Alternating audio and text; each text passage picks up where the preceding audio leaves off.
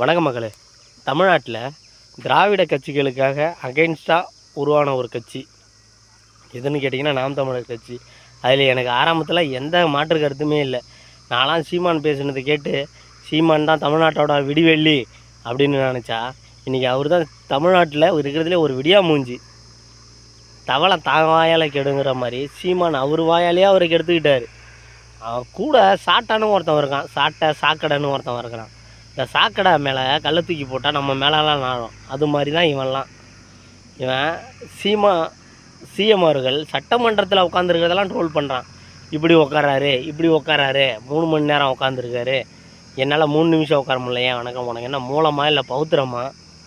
அப்படி உட்கார முடியல இப்படி உட்கார முடியலங்கிற நீலாம் லாஸ்ட்டு வரைக்கும் டிவியில் பார்க்குறதுக்கு தான் லாக்கி.